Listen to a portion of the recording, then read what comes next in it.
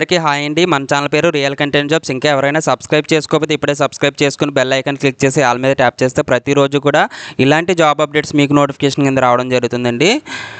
జిల్లా కలెక్టర్ వారి కార్యాలయం కృష్ణా జిల్లా నుంచి ఈ నోటిఫికేషన్ అయితే రావడం జరిగిందండి.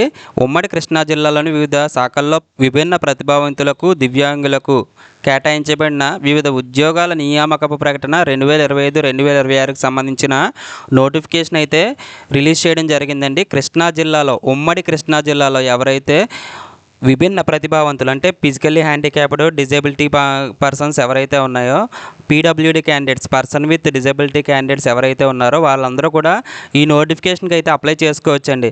సో వాళ్ళకే కదా అని చెప్పేసి మిగతా వాళ్ళు అయితే దీన్ని ఈ నోటిఫికేషన్ ఏదైతే ఉందో ఈ నోటిఫికేషన్ వాళ్ళకైతే ఫార్వర్డ్ చేయండి, అంటే షేర్ చేయండి. ఎవరైతే చూస్తున్నారో వాళ్ళకి చేరేటట్టు షేర్ చేయండి, ఎందుకంటే వాళ్ళకి తెలియదు కదా ఈ నోటిఫికేషన్ గురించి. సో ఎవరైతే విభిన్న ప్రతిభావంతులు ఉన్నారో వాళ్ళకి రీచ్ అయ్యేలాగైతే షేర్ చేయండి. మీరు లైక్ చేయకపోయినా పర్లేదు కానీ వాళ్ళకైతే షేర్ చేయండి. ఒకరికి ఉద్యోగం వచ్చిందంటే మంచిదే కదా. సో ఇక్కడ ఉమ్మడి కృష్ణా జిల్లాకు సంబంధించిన విభిన్న ప్రతిభావంతులకు సంబంధించి నోటిఫికేషన్ అండి. ఇది 30/3/2026 వరకు కూడా అప్లై చేసుకోవడానికి అయితే ఛాన్స్ ఉంది. 18 సంవత్సరాల నుండి 52 సంవత్సరాల లోపు వయసు ఉన్న వాళ్ళందరూ కూడా అప్లై చేసుకోవచ్చు. ఫిజికల్లీ హ్యాండిక్యాప్డ్ అంటే పీడబ్ల్యూడి క్యాండిడేట్స్ అండి, పర్సన్ విత్ డిజబిలిటీ క్యాండిడేట్స్ ఎవరైతే ఉన్నారో వాళ్ళందరూ అప్లై చేసుకోవచ్చు అండి. ఇక్కడ ఎవరెవరు అప్లై చేసుకోవచ్చు, ఏం పోస్టులు ఉన్నాయి, వాళ్ళ విద్యార్హతలు ఏంటనేవి కూడా ఇవ్వడం జరిగింది. సో 7th క్లాస్ క్వాలిఫికేషన్ కూడా ఇందులో ఉన్నాయండి. సో చూద్దాం. ఇక్కడ అంధులు అని చెప్పేసి ఇచ్చారు కదా, అంటే కంటి చూపు సరిగా లేనివారు, బధిరులు అంటే చెవి సరిగా వినిపించిన వాళ్ళు, శారీరక వైకల్యం కలిగిన వాళ్ళు అంటే చెయ్యి లేదా కాలు వైకల్యం ఉన్నవాళ్ళు, అటిజం, మేధో వైకల్యం, నిర్దిష్ట అభ్యాస వైకల్యం, మానసిక అనారోగ్యం మరియు బహుళ వైకల్యాలు, ఇవి ఏవైతే కేటగిరీస్ ఉన్నాయో ఆ కేటగిరీస్ సంబంధించిన వేకెన్సీస్ ఇచ్చారండి. అయితే ఇందులో జనరల్ ఇచ్చారు కదా, జనరల్ అంటే ఎవరైనా అప్లై చేయొచ్చు, అంటే male and female candidates, SC, ST, BC, EWS, OC ఎవరైనా అప్లై చేయొచ్చండి జనరల్ అంటే. స్త్రీ అంటే మాత్రం ఆ కేటగిరీ వాళ్ళు మాత్రం అప్లై చేయాలండి. ఇందులో టోటల్గా 38 వేకెన్సీస్ ఉన్నాయి. అయితే ఈ 38లో 2 మాత్రం స్త్రీలకు మాత్రమే కేటాయించారండి. రిమైనింగ్ అన్నీ కూడా 36 మేల్ క్యాండిడేట్స్కి, అలాగే ఫీమేల్ క్యాండిడేట్స్ ఎవరైనా అప్లై చేసుకోవచ్చు. అయితే ఇవి ఓన్లీ బదుర్లకనే కదా, అందులు బదుర్లు, ఇక్కడ శారీరక వైకల్యం కలిగిన వాళ్ళు, ఈ విధంగా ఏవైతే ఉన్నాయో వేకెన్సీస్ కేటగిరీ వైజు, ఆ కేటగిరీస్ వైజ్ మాత్రమే అప్లై చేయాలండి. దివ్యాంగ కేటగిరీ మాత్రమే, అంటే పర్సన్ విత్ డిజబిలిటీ కేటగిరీస్ ఎవరైతే ఉన్నారో వాళ్ళు మాత్రమే అప్లై చేయాలండి. రిమైనింగ్ వాళ్ళు అప్లై చేయడానికి అయితే లేదండి. ఇవి బ్యాక్లాగ్ వేకెన్సీస్ ఇవి. ఇక్కడ చూడండి, గ్రూప్ 4 డిఎస్సి అని ఇచ్చారు, అలాగే గ్రూప్ 4 కిందన ఓడిఎస్సి అని ఇచ్చారు కదా. గ్రూప్ 4 డిఎస్సికి సంబంధించి 14 వేకెన్సీస్ ఉన్నాయి. గ్రూప్ 4 ఓడిఎస్సికి సంబంధించి 24 వేకెన్సీస్ ఉన్నాయండి. చూద్దామండి ఒక్కొక్కటి.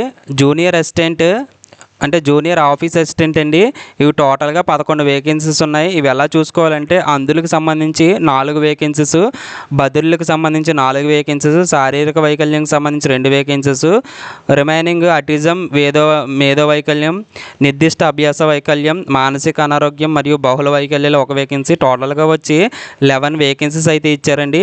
దీనికి డిగ్రీతో పాటు కంప్యూటర్ నాలెడ్జ్ ఉండాలండి.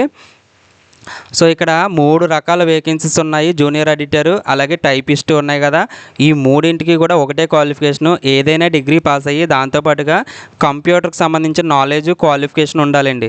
అంటే డిగ్రీ అంటే BA, BSc, BCom, BE, BTech ఏ డిగ్రీ చదివినా అప్లై చేసుకోవచ్చు. దాంతోపాటుగా కంప్యూటర్ సంబంధించిన డీసీఏ కానీ, పీజీడీసీఏ కానీ ఉంటే వాళ్ళైతే అప్లై చేసుకోవచ్చు. ఎంఎస్ ఆఫీస్ కానీ ఇలాగ కంప్యూటర్ నాలెడ్జ్ ఉండాలండి.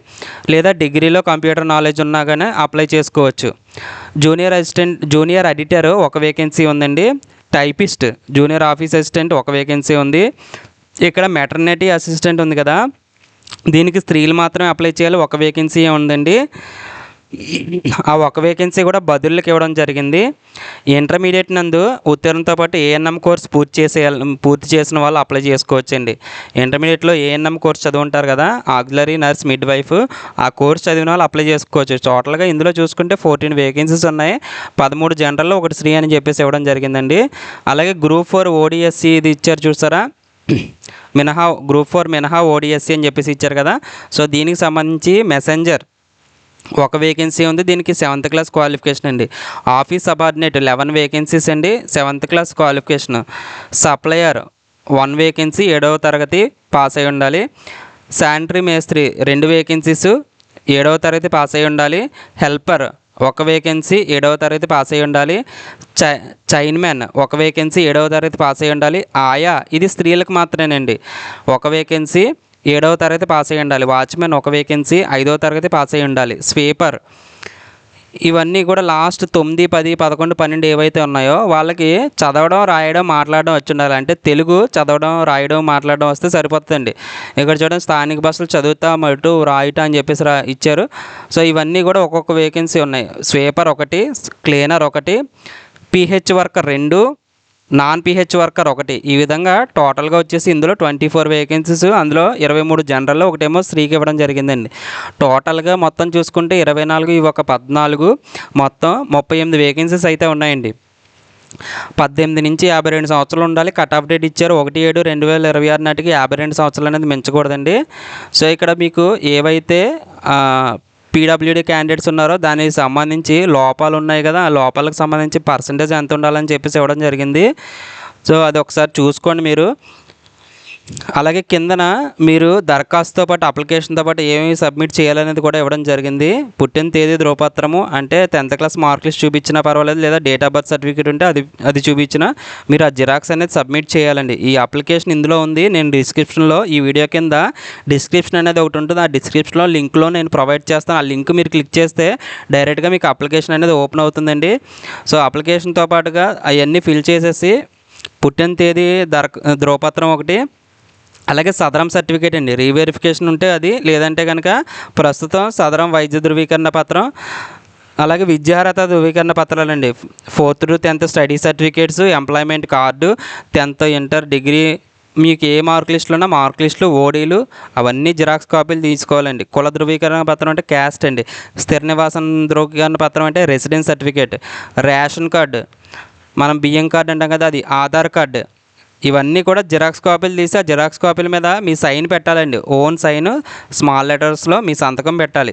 అలాగే అప్లికేషన్ మీద పాస్పోర్ట్ సైజ్ ఫోటో అంటించాలండి.